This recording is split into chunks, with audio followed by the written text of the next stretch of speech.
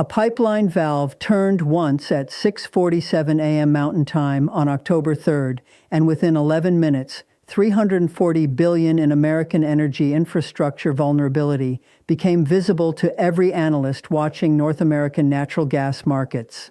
The valve, located at the Emerson Compression Station on the Manitoba-North Dakota border, reduced southbound natural gas flow from Canada into the United States by 23%.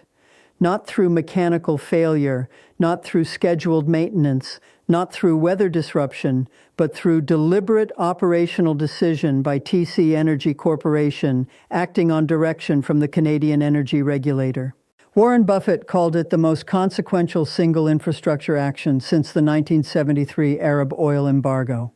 When you hear what American utility executives discovered about their supply dependencies when Canadian flows decreased, why Canada executed this demonstration at precisely this moment in alliance relations, and what Buffett says this reveals about the illusion of energy independence when critical infrastructure crosses borders you no longer control.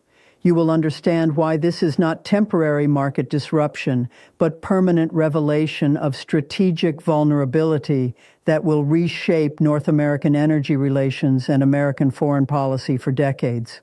The infrastructure reality underlying American energy vulnerability had been hiding in plain sight for 17 years, embedded in the technical specifications of pipelines, compression stations, and distribution networks that energy analysts understood but policymakers had systematically ignored. The United States consumed approximately 1 billion cubic feet of natural gas per day across residential heating, electrical generation, industrial processes, and petrochemical manufacturing. Domestic production provided 3 billion cubic feet daily, a figure politicians regularly cited as evidence of American energy independence achieved through the shale revolution and hydraulic fracturing technological advances. The mathematical gap between 1 billion cubic feet of consumption and 3 billion cubic feet of production was 8 billion cubic feet daily, representing 1% of total American natural gas demand. This deficit was met through imports, overwhelmingly from Canada, which supplied 7 billion cubic feet daily through an integrated network of 34 major pipeline interconnections spanning the 5,525-mile border from British Columbia to New Brunswick. The Canadian flows were not supplementary or optional, but structurally essential to American energy system operation, particularly during winter months when heating demand surged and during summer peaks when electrical generation for air conditioning required maximum gas-fired power plant output. The dependency was asymmetric in ways that created enormous Canadian leverage but remained largely unrecognized in American policy discussions. Canada produced 2 billion cubic feet of natural gas daily, consuming only 5 billion cubic feet domestically, creating a 7 billion cubic feet surplus that flowed almost entirely to the United States. Canadian natural gas fields in Alberta, British Columbia, and emerging reserves in Saskatchewan and the Northwest Territories possessed proven reserves of 1,270 trillion cubic feet, sufficient for 218 years at current production rates. The reserves were geologically superior to many American shale formations, with higher flow rates, lower extraction costs, and longer well lifespans.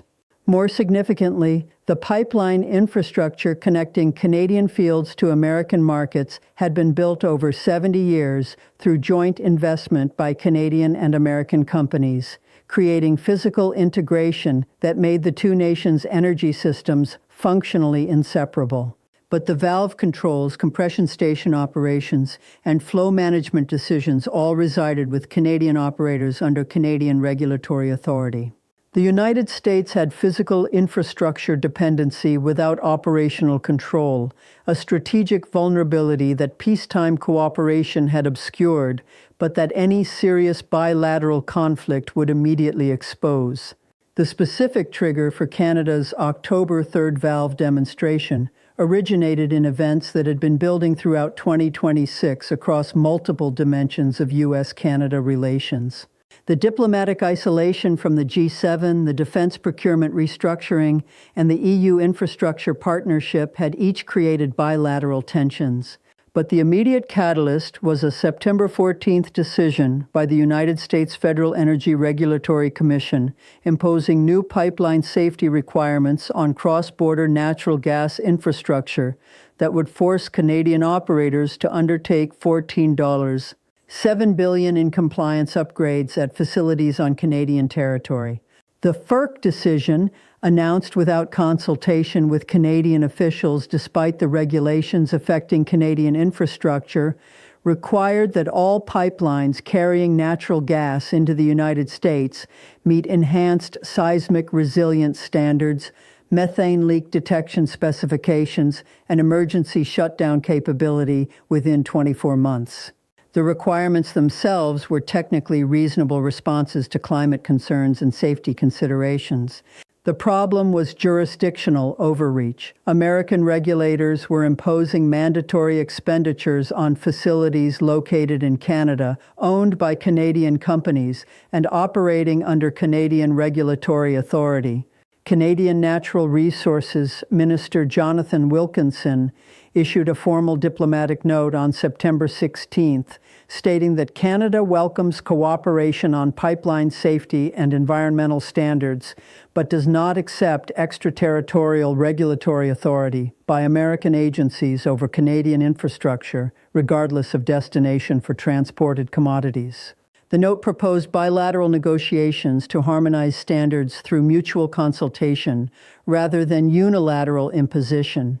FERC's response, delivered on September 21st, simply reiterated that the requirements would take effect as scheduled and that any pipeline failing to comply would lose authorization to deliver natural gas to American markets.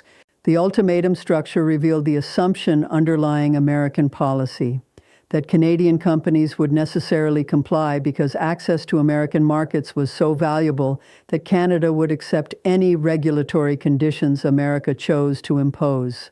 The assumption failed to consider that the dependency ran in both directions, and that Canadian leverage from American structural dependence on Canadian supply might exceed American leverage from market access. Canadian officials, particularly Prime Minister David Morrison and Mark Carney, recognized immediately that the FERC overreach created opportunity to demonstrate realities that American policymakers had systematically ignored. The demonstration Morrison and Carney designed was carefully calibrated to reveal vulnerability without causing catastrophic disruption.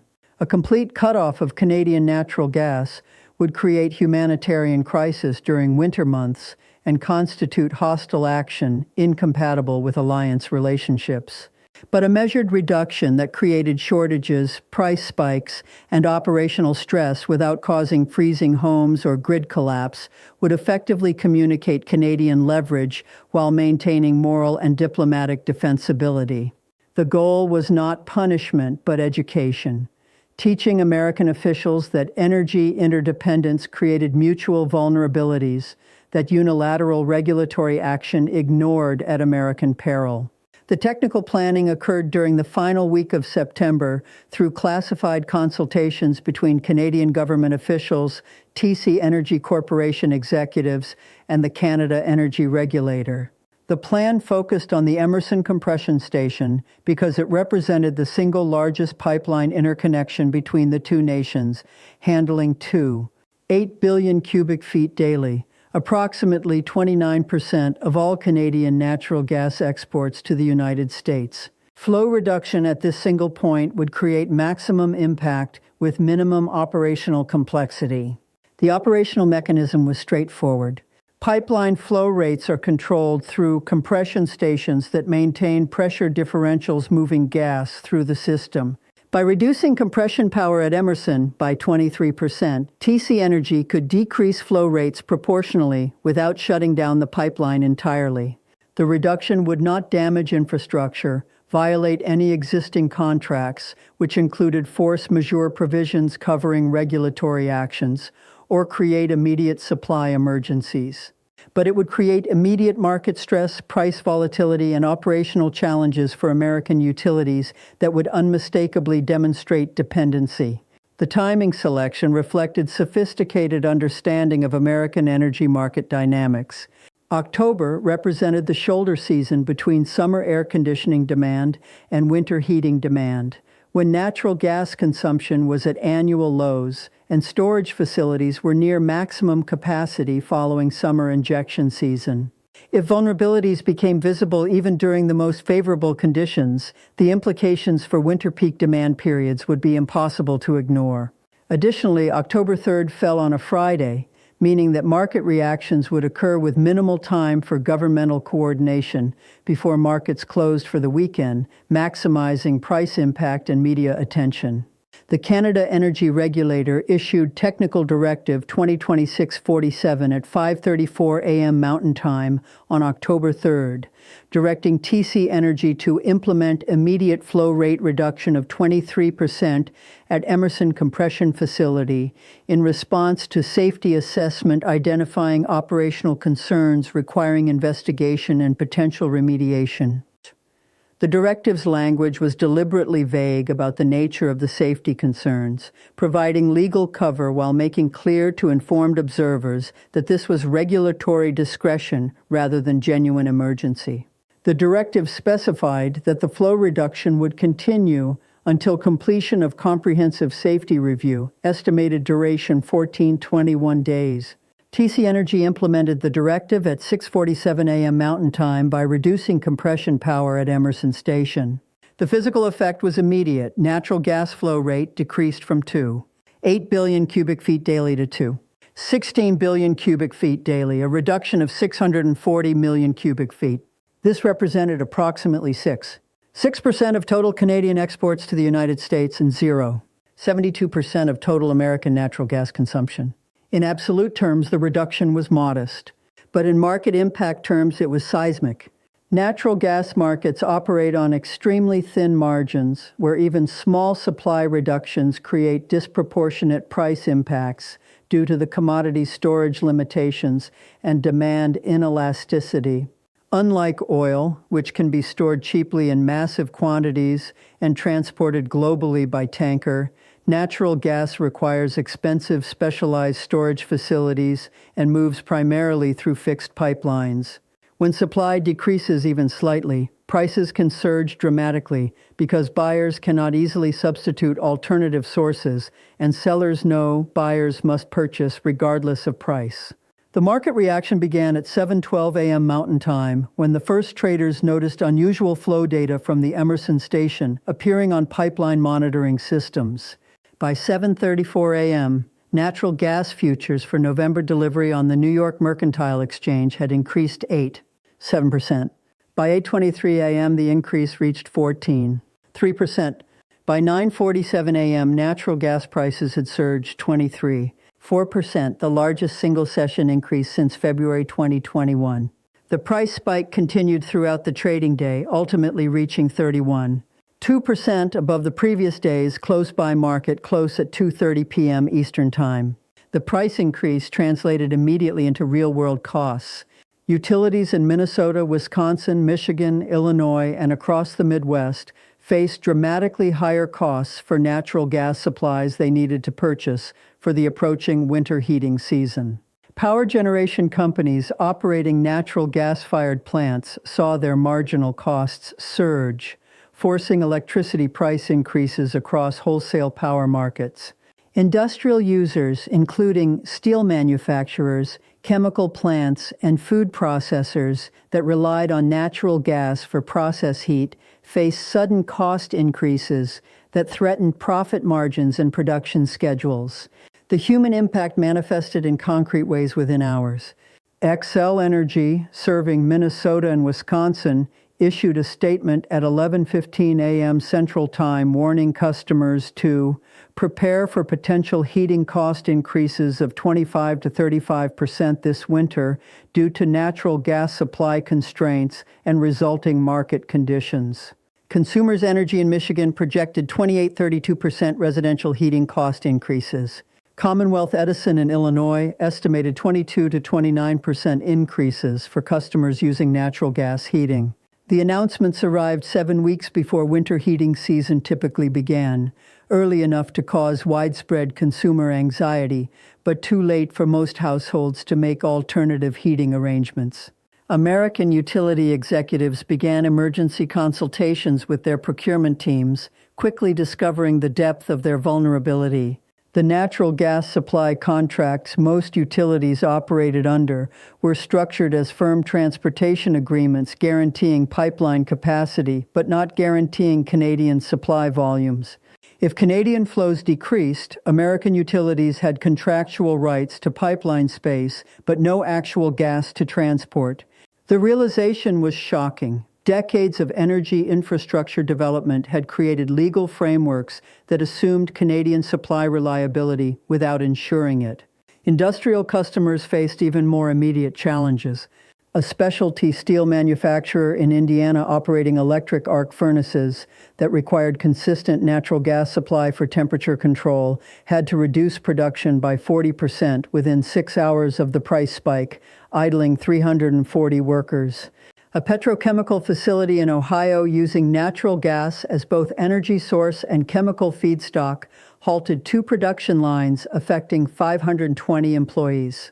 A glass manufacturing plant in Pennsylvania that required uninterrupted high-temperature furnace operations faced impossible choices between absorbing catastrophic cost increases or shutting down furnaces that would require months to restart safely. The market chaos intensified throughout October 3rd as traders, utilities, and industrial users all recognized simultaneously that the reduction might not be temporary. If Canada was demonstrating leverage in response to the FERC regulatory overreach, the flow reduction could extend beyond the stated 14 to 21-day safety review. And if a 23% reduction at a single compression station created this much market disruption, the implications of broader reductions or longer durations were catastrophic. Financial markets began pricing in the strategic implications within hours. Shares of American natural gas utilities declined an average of 7% during Friday trading as investors recognized that companies facing simultaneously reduced supply access, higher input costs, and political pressure to limit customer price increases were in an impossible position. Industrial companies with high natural gas consumption saw stock prices fall proportionally to their energy exposure. Chemical manufacturers down 8%, 3% steel producers down 9%, 7% specialty manufacturers down 11%, 2%. Conversely, Canadian energy companies experienced dramatic gains. TC Energy's stock price surged 4% as markets recognized that the company's control over critical American energy infrastructure represented undervalued strategic leverage. Canadian Natural Resources rose 3%. Tourmaline Oil Corporation increased 8%. The market was repricing Canadian energy assets based on newly visible geopolitical premium, the value derived from controlling resources that the United States desperately needed but could not secure independently. American government responses throughout October 3rd revealed complete lack of preparedness for the situation. FERC issued a statement at 10:45 a.m. Eastern Time saying, "The Commission is monitoring North American natural gas markets and will take appropriate action to ensure supply adequacy and market stability." The statement provided no specifics and revealed no plan, suggesting officials were as surprised as market participants. The Department of Energy released a statement at 1:37 p.m. Eastern Time, noting that the United States maintains robust natural gas production and diverse supply sources providing energy security. The statement was technically true, but operationally meaningless. American production could not physically reach the markets that Canadian flows served without years of new pipeline construction. Congressional reactions were predictably partisan but uniformly ineffective. Senator James Richardson demanded that the administration take immediate action to ensure continued energy supplies from Canada and investigate whether this supply reduction represents hostile action requiring response. Senator Maria Gonzalez called for emergency legislation mandating American energy independence and eliminating dependence on foreign natural gas sources regardless of cost. Both responses missed the fundamental reality. Canadian flows could not be compelled through legislation, and American energy independence could not be achieved quickly enough to matter for the approaching winter. The weekend following October 3rd brought intensive diplomatic engagement as American officials finally recognized the strategic dimensions of what had occurred. Energy Secretary Amanda Chen placed an emergency call to Canadian Natural Resources Minister Jonathan Wilkinson at 9:20 a.m. Eastern Time on October 4th. The conversation, later partially leaked to CBC News, reportedly involved Chen requesting immediate restoration of full natural gas flows, while Wilkinson politely noted that Canadian regulatory authorities had identified safety concerns requiring thorough investigation before normal operations could resume. Chen apparently pressed on whether the timing of the safety concerns bore any relationship to the FERC's cross-border pipeline regulations announced in September. Wilkinson's reported response was diplomatically phrased but clear in meaning. Canada takes pipeline safety very seriously, as I assume the United States does given FERC's recent regulatory actions. When regulatory authorities on either side of the border identify concerns, thorough investigation is essential regardless of market impact. I'm sure you understand that regulatory independence is fundamental to safety, and that neither your government nor mine can compromise regulatory processes for commercial convenience. The exchange revealed the elegant trap Canada had constructed. By framing the flow reduction as a safety investigation, Canada had adopted the identical justification structure that FERC had used for its extraterritorial regulatory overreach. American officials could not credibly argue that Canadian regulatory decisions should be subordinated to market concerns after FERC had insisted that American regulatory requirements would apply regardless of Canadian objections. The symmetry was perfect and the leverage was unmistakable.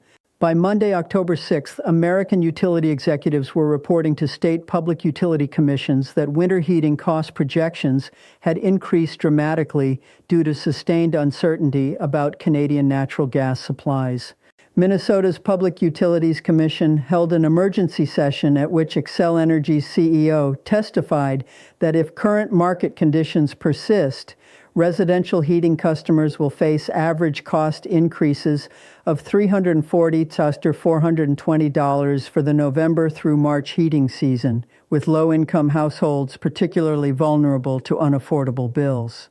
Wisconsin's utility regulator received similar testimony, projecting $380–450 increases for average households. Michigan's estimates range from $310 to $390 increases. The cumulative impact across American households dependent on natural gas heating exceeded $34 billion in additional costs for a single winter season if elevated prices persisted. This assumed only the continuation of the October 3rd price increases, not any further supply reductions.